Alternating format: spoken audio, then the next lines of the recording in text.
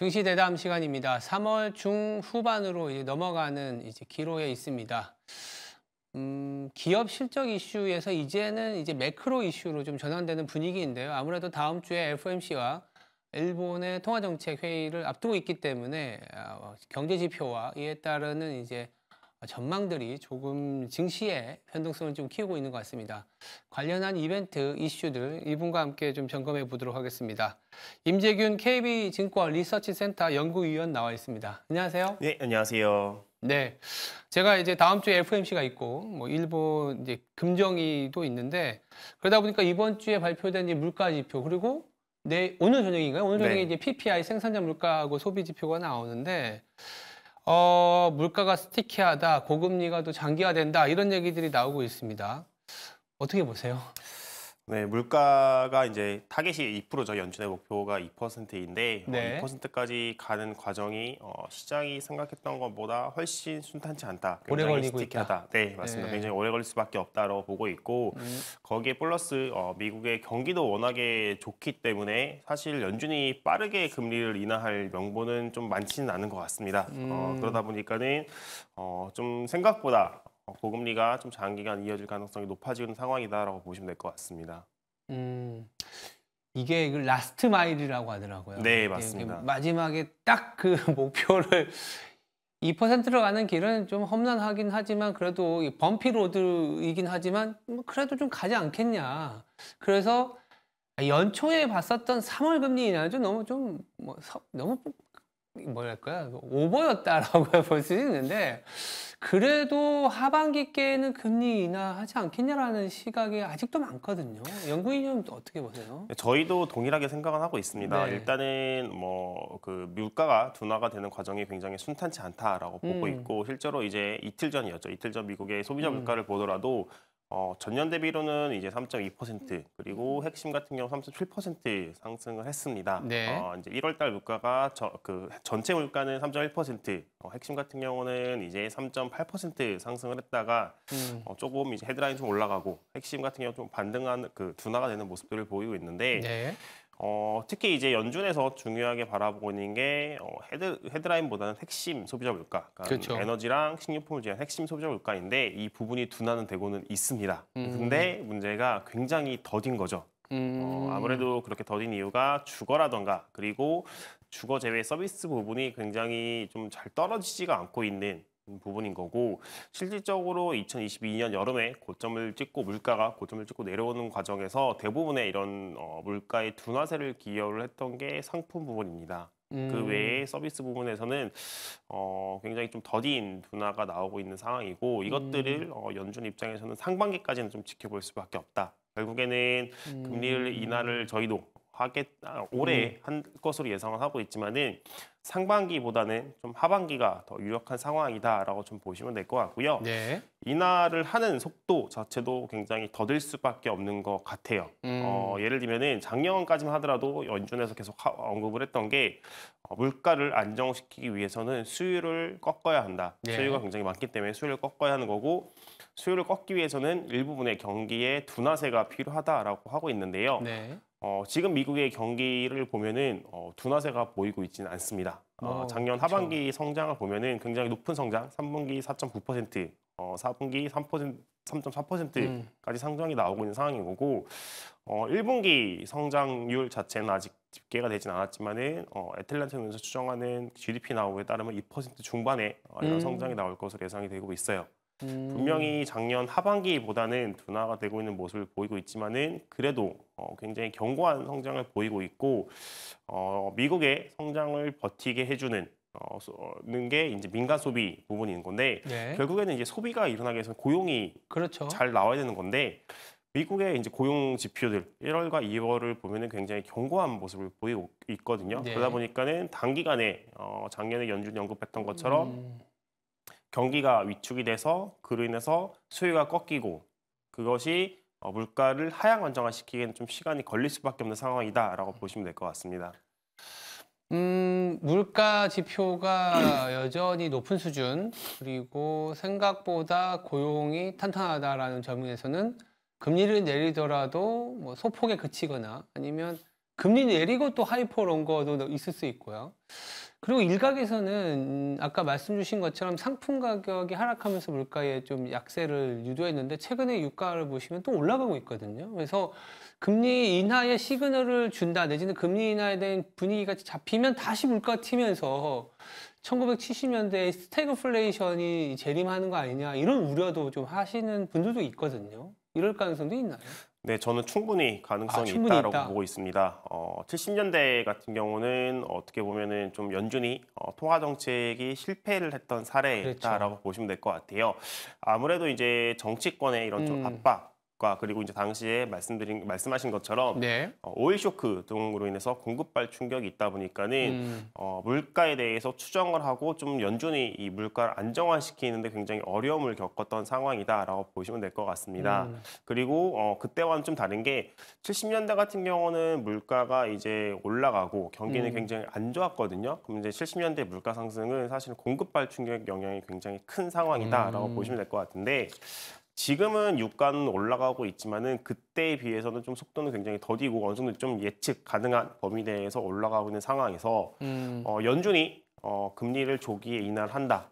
근데 앞서서 말씀 것처럼 미국의 경기는 굉장히 좋죠. 네. 거기에 연준이 금리 인하를 하게 되면은 경기는 더 좋아질 수밖에 없는 상황이고 그러면은 수요는 더 증가할 테고 그래서 물가가 재차 반등을 할 수 있기 때문에 연준 입장에서도 이 부분에 대해서 굉장히 좀 조심스럽게 다가오고 있는 상황이다. 아무래도 70년대 연준이 범했던 실수를 다 연준 위원들, 지금 현재 연준 위원들도 스터디를 하면서 이런 사례 분석을 해봤기 때문에 그때 연준이 어떠한 실수를 했는지를 분석을 했고 똑같은 실수를 반복하지 않기 위해서 굉장히 노력을 하고 있는 상황이다라고 보시면 될 것 같고요. 네. 실제로 닐 카시카리 미니애폴리스 연총재가 언급을 한 게 뭐 올해 이제 금리 인하는 가능하다라고 하고 있는데 그거와 함께 동시에 미국 경기가 좋다면 왜 금리를 인하해야 되냐라고 좀 반문을 하셨거든요.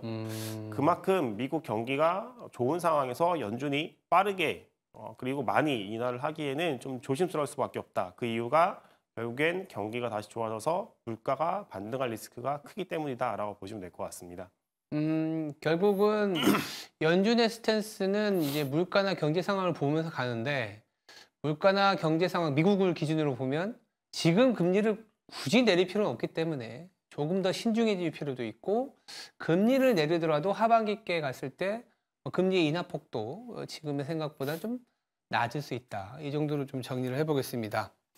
그리고 이제 다음 주에 그동안 좀 잘 안 챙겨봤던 통화 정책이었는데 BOJ 일본 네. 은행의 이제 통화 정책 회의가 열립니다. 이번에는 다들 관심이 많은 게 마이너스 금리를 철회할 것이냐 아니면 철회할 만한 스탠스를 내비칠 것이냐의 이제 관건인데 왜냐하면 최근에 엔화가 좀 슬슬 좀 올라가고 있거든요. 엔화 투자도 많이들 하시더라고요. 다음 주 이제 BOJ는 어떻게 바라보세요? 일단은 저희는 동결로 동결. 바라보고 있고요. 인상을 하게 되면은 4월 달 BOJ 4월? 긍정이 가 유력하지 않나라고 보고 있습니다. 그 이유가 일단은 BOJ 회의에 앞서서 15일 내일이죠. 이제 네. 내일에 춘투라고 해가지고 일본 노조에서 이제 임금 협상이 이루어지게 됩니다.